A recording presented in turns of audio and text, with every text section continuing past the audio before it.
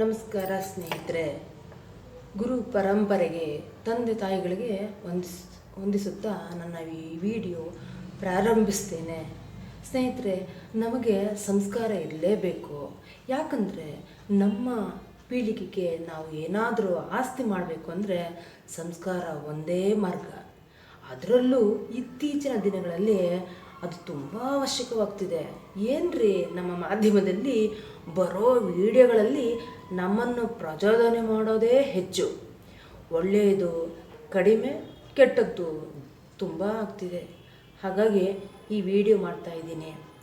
ನಮ್ಮ ಮನೆಯ ದಿನಚರಿಯಲ್ಲಿ ಮುಖ್ಯವಾಗಿ ಬ್ರಾಹ್ಮಿ ಮುಹೂರ್ತದಲ್ಲಿ ದೀಪ ಹಚ್ಚೋದು, ಸೂರ್ಯನಿಗೆ ಅರ್ಘ್ಯವನ್ನು ಅರ್ಪಿಸುವುದು, ಅಗ್ನಿಹೋತ್ರಿ ಹೋಮ ಮಾಡೋದು, ಭಗವದ್ಗೀತಾ ಪಾರಾಯಣ ಮಾಡೋದು, ಒಂದು ಚಿಕ್ಕ ಪೂಜಾ ನೈವೇದ್ಯ ಮತ್ತು ಗುರು ಹಿರಿಯರಿಗೆ ನಮಸ್ಕಾರ ಮಾಡೋದು, ಪ್ರಾಣಿ ಪಕ್ಷಿಗೆ ನೀರು ಊಟ ಹಾಕೋದು, ದೊಡ್ಡ ದೇವಸ್ಥಾನದಲ್ಲಿ ಆಕಳು ಸೇವೆ ಮತ್ತು ಕಸ ಗುಡಿಸೋದು, ನಂತರ ಆಕಳಿಗೆ ನಮ್ಮ ಮನೆಯಲ್ಲಿ ಒಂದು ಹಿಡಿ ಕಾಳು ಬೆಲ್ಲ ಅರ್ಪಿಸೋದು, ಬ್ರಾಹ್ಮಣರಿಗೆ ದಕ್ಷಿಣ ಇಟ್ಟು ನಮಸ್ಕರಿಸೋದು, ದೇವಸ್ಥಾನದಲ್ಲಿ ರಂಗೋಲಿ ಬಿಡೋದು, ಆಮೇಲೆ ಸ್ಕೂಲ್ಗೆ, ಕಾಲೇಜು, ಕೆಲಸ ಅಂತ ಹೇಳಿ ನಮ್ಮ ಕೆಲಸಕ್ಕೆ ಹೋಗೋದು ನಮ್ಮ ದಿನಚರಿಯಲ್ಲಿರುತ್ತೆ.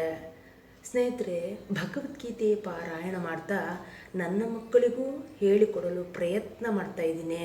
ಹಾಗೆ ಆಸಕ್ತಿ ಇರೋರು ನೀವು ಕಲಿಯಿರಿ.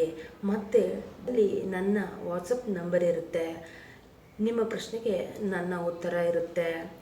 ಭಗವದ್ಗೀತೆಯನ್ನು ಫೋನ್ ಮೂಲಕನೂ ಹೇಳಿಕೊಡ್ತೀನಿ ಅಥವಾ ನಿಮ್ಮ ಮನೆಗೆ ಬಂದು ಹೇಳಿಕೊಡ್ತೀನಿ.